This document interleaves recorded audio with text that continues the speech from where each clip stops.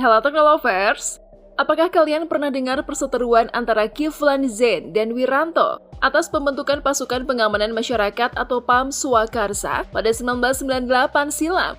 Buntut panjang dari perseteruan yang tidak selesai itu lalu berlanjut pada tahun 2019, di mana Kiflan Zain diduga menyewa mata-mata untuk membuntuti Wiranto, bahkan membeli senjata api ilegal untuk merencanakan sesuatu yang lebih jauh. Lantas, siapa sosok Kiflan Zain? Yuk simak video profil Jenderal Kiflan Zain terdakwa kasus penguasaan senjata api ilegal berikut ini.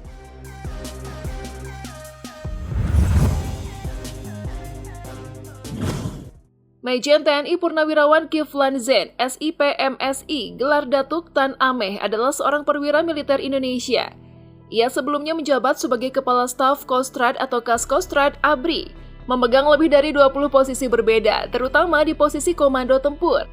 Pada 2016, Kiflan Zain menjadi juru runding utama dan berhasil membebaskan 18 WNI yang disandra kelompok Abu Sayyaf di Filipina. Kiflan Zain lahir pada 24 Desember 1946 di Langsa, Aceh, dalam keluarga nomaden Minangkabau. Ia adalah anak ketiga dari 12 bersaudara dari pasangan Muhammad Zain dan Husna. Selama kuliah, Kiflan Zain juga aktif di unit kegiatan pelajar dan pemuda Indonesia atau KAPPI.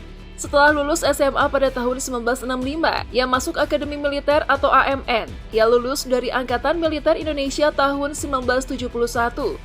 Karir Kiflan terbilang sukses, naik dari kolonel menjadi brigadir jenderal hanya dalam waktu 18 bulan. Sebelumnya, karir Kiflan sempat terhenti dan ia menduduki pangkat mayor selama 6 tahun. Menjadi letnan kolonel setelah 7 tahun di Timur Timur. Meski pangkat kolonel baru dicapai pada tahun 1994, karirnya memuncak pada pangkat kepala staf di Kostrad dengan pangkat mayor jenderal pada masa transisi dari Orde Baru ke Orde Reformasi. Setelah itu, bintangnya memudar seiring perubahan arus politik di Indonesia. Selepas lulus Akabri pada tahun 1971, Kiflan Zain dikirim untuk masuk organik Kopasanda dan juga menjalani latihan komando bersama para lulusan Akabri Angkatan 1970, seperti Purnawirawan Jenderal TNI Letda Infantri Subagio Hadi Siswoyo, Purnawirawan Mayor Jenderal TNI Letda Infantri Mohdi Purwo Pranjono, dan Purnawirawan Mayor Jenderal TNI Letda Infantri Slamet Kirbiantoro. Latihan yang berlangsung di Batu Jajar berlangsung sangat berat, sehingga dengan berat hati Kiflan kembali ke markas Kopasanda di Cijantung dengan mengenakan baret merah dan tanpa penyematan brevet komando. Kiflan bertemu dengan kapten seniornya Infantri Muhlis Anwar, yang merupakan pensiunan Mayor Jenderal TNI dan menasehatinya untuk tidak berkecil hati. Dia didorong untuk pindah ke Kodam, tempat operasi militer berada, untuk pengembangan karir, dan terakhir Letnan Infantri Kiflan Zain dipindahkan ke Batalion 753 Arga Viratama Kodam 17 Cendrawasih.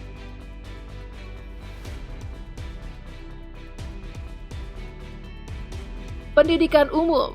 SD Negeri 43 Medan pada tahun 1959, SMP Taman Siswa Medan pada tahun 1962, SMA Negeri 2 Medan pada tahun 1965, S1 Sospol UT pada tahun 1995, S2 Social Development UI pada tahun 2002. Pendidikan militer. Akabri Magelang pada tahun 1971, Advance Georgia USA 1982, di Kelapa 1, di Kelapa 2, Seskoad Bandung pada tahun 1990, Sesko TNI, Lemhanas Jakarta pada tahun 2000. Riwayat jabatan militer. Letnan 2 sampai dengan Kapten. Danton Akabri Darat, Danton KIB, Yonif 753, Arga Viratama Dam 17 Cendrawasih, dan Ki Secata Dam 17 Cendrawasih, dan Ki Ban Yonif 753 Arga Viratama Dam 17 Cendrawasih, dan Ki Secalba Dam 17 Cendrawasih, dan Ki A Yonif 753 Arga Viratama Dam 17 Cendrawasih, Pasi UM Dodik 20 Dam 17 Cendrawasih, dan Latsus Dodik 20 Karobin Pers. Mayor dan Dembanmin Brigif Linu 18 Trisula, Kasih 2 Ops Brigif Linu 18 Trisula, Wadan Yonif Brigif Linu 18 Trisula.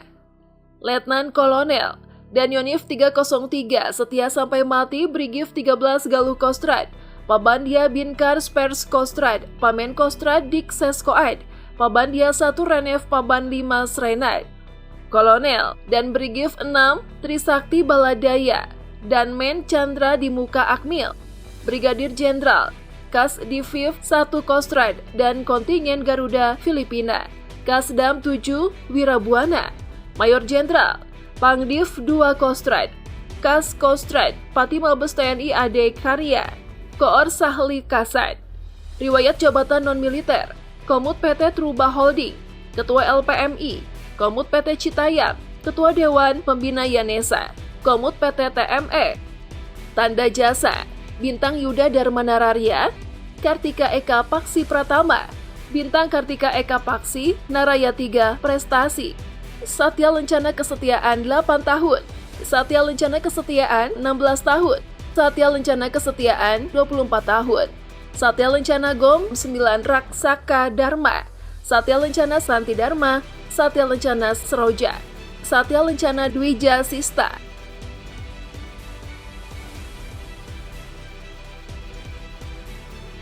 Ia pernah menyebut pemimpin Partai Demokrat Susilo Bambang Yudhoyono, licik, dan para anggota Partai Demokrat tidak memiliki gender. Dia menambahkan bahwa SBY adalah juniornya. Atas kata-kata Kiflan Zen, pejabat Partai Demokrat bereaksi dengan marah, mengatakan berapa banyak bintang yang dimiliki Kiflan Zen. Selain itu, kontroversi selanjutnya adalah Kiflan Zen ditetapkan sebagai tersangka atas kasus kepemilikan senjata api ilegal. Ia disebut-sebut merencanakan pembunuhan terhadap beberapa tokoh pemerintah. Nama Kiflan dikaitkan dengan insiden itu setelah polisi menangkap 6 orang dengan inisial HK, AZ, IR, TJ, AD, dan AF di Jakarta pada 22 Mei 2019 lalu karena dicurigai melakukan kerusuhan.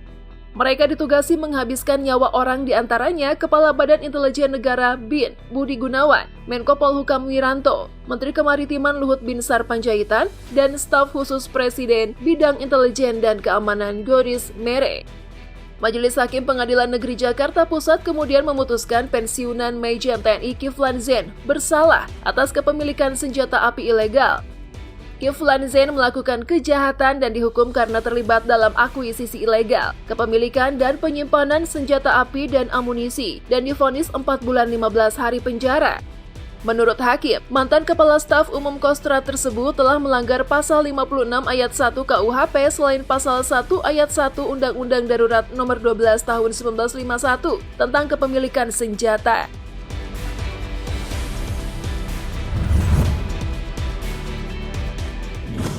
Demikianlah ulasan mengenai sosok Kiflan Zen. Sebagai informasi tambahan nih Teknolovers, di negara kita sebenarnya warga sipil bisa memiliki senjata api sebagai alat pertahanan diri. Namun ada syarat-syarat yang harus dipenuhi. Apakah kalian tertarik? By the way, jangan lupa like, komen, dan share video ini. See you!